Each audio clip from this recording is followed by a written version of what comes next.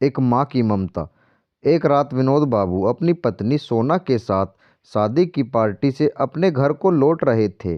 रात ज़्यादा होने की वजह से कोई गाड़ी नहीं मिल रही थी। विनोद बाबू का घर मुश्किल से 3 किलोमीटर की दूरी पर देहरादून के एक पहाड़ी गांव में था।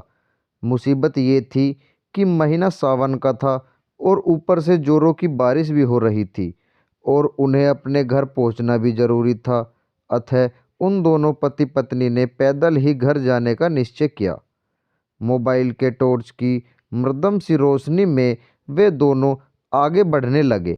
वे अभी आधी दूर ही गए थे कि जोर से बिजली चमकी और बिजली की रोशनी में एक औरत का साया दिखा जो ठीक उनके सामने खड़ी थी।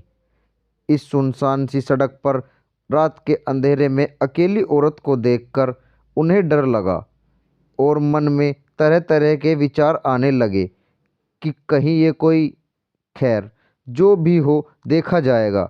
ऐसा सोचते हुए उन दोनों ने अपने कदम आगे बढ़ा दिए, लेकिन बिजली अब बार बार लगातार चमकने लगी थी और उस बिजली की चमक में वो औरत दूर से ही साफ साफ दिख रही थी।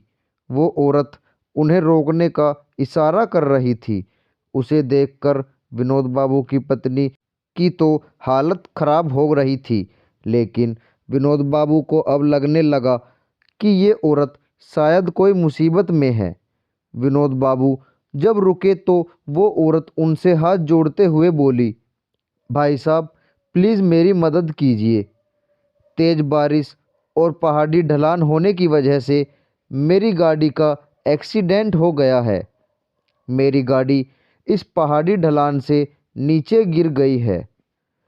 उसमें मेरी 1 साल की मासूम बच्ची है। प्लीज़ आप दोनों उसे बचा लीजिए। इतना कहते ही वो औरत आगे आगे चलने लगी और ना चाहते हुए भी विनोद बाबू अपनी पत्नी के साथ उस अजनबी औरत के पीछे पीछे चलने लगे। लेकिन एक अनजान भय से उन दोनों का दिल जोर जोर से धड़क भी रहा था। जैसे ही वे दोनों पहाड़ी से नीचे उस गाड़ी के पास गए तो उन्होंने देखा कि गाड़ी में एक प्यारी सी मासूम बच्ची रो रही है। विनोद बाबू ने बच्ची को गाड़ी से निकाला तो पाया कि बच्ची बिल्कुल ठीक है। विनोद बाबू ने उस बच्ची को अपनी पत्नी की गोद में दे दिया। फिर विनोद बाबू को लगा कि ड्राइवर की सीट पर भी कोई है।